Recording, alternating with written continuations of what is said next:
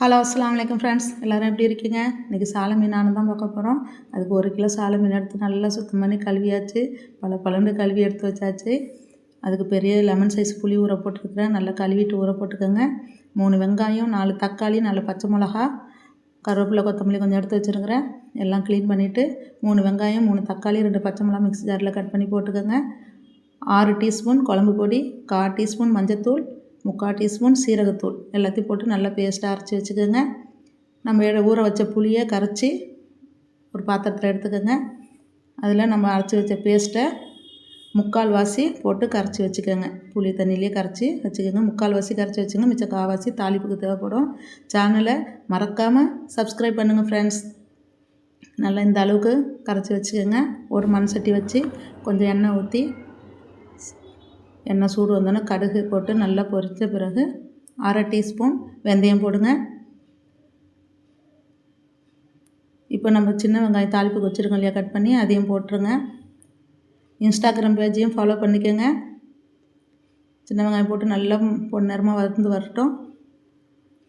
இந்த டைமில் ஒரு தக்காளியை கட் பண்ணி வச்சுருக்கோம் இல்லையா, அதையும் போட்டு கருவேப்பிலை போட்டு தேவையான அளவு உப்பும் போட்டுக்கோங்க.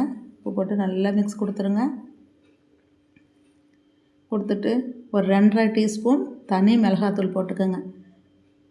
அப்போ தான் காரம் கலர்ஃபுல்லாக இருக்கும். மீன் குழம்புனால காரம் தரமாக இருந்தால் தான் நல்லாயிருக்கும். போட்டு எல்லாத்தையும் நல்லா மிக்ஸ் கொடுத்துருங்க. நம்ம அரைச்சி வச்ச பேஸ்ட்டையும் கொஞ்சம் எடுத்து வச்சுருக்கோம்ல, அதையும் இந்த டைமில் போட்டு எல்லாத்தையும் நல்லா மிக்ஸ் கொடுத்துருங்க. நல்லா வதங்கி எண்ணெய் பிரிஞ்சு வரும். இது 7லேருந்து ஒரு 8 பேர் வரைக்கும் தாராளமாக சாப்பாட்டுக்கு ஊற்றி சாப்பிடலாம். நீங்கள் ஆள் கம்மியாக இருந்தாக்கா இதோட அளவு கொஞ்சம் கம்மி பண்ணிக்கோங்க.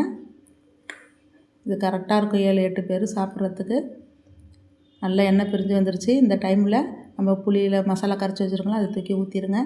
ஊற்றிட்டு 10லேருந்து ஒரு 15 நிமிஷம் நல்லா கொதித்து வரட்டும். கொதித்து இந்த மாதிரி எண்ணெய் பிரிஞ்சு வந்துடும். இந்த டைமில் நான் ஒரு மாங்காய் கட் பண்ணி வச்சுருக்கிறேன். மாங்காய், கழுவி வச்ச மீன் எல்லாத்தையும் போட்டுருங்க. போட்டு நல்லா ஒரு மிக்ஸ் கொடுத்துட்டு ஒரு 5லேருந்து 7 மினிட்ஸ் ஆஃப் சிம்மில் நல்லா கொதித்து வரட்டும். கொதித்து வந்தாக்கா சும்மா கண்ணுக்கு மட்டும் அழகாக இல்லை, நாவுக்குமே அவ்வளோ சூப்பர், அவ்வளோ டேஸ்ட்டாக இருந்துச்சு. செம்ம சூப்பராக இருந்துச்சு. நீங்களே பாருங்கள். நிறைய கமெண்ட் பண்ணுங்கள், லைக் பண்ணுங்கள். லஞ்சுக்கு பிள்ளைங்களுக்கு ஸ்கூலுக்கு சாப்பாடு ரெடி ஆகிடுச்சு. குழம்பு மட்டும்தான் ஊற்றி கொடுத்தோம். காய் பொரித்து கொடுத்தாச்சு. கேரட்டு, பீன்ஸு, கோஸ் எல்லாம் போட்டு பொரித்து கொடுத்தாச்சு. நெக்ஸ்ட் வீடியோவில் சந்திக்கலாம்.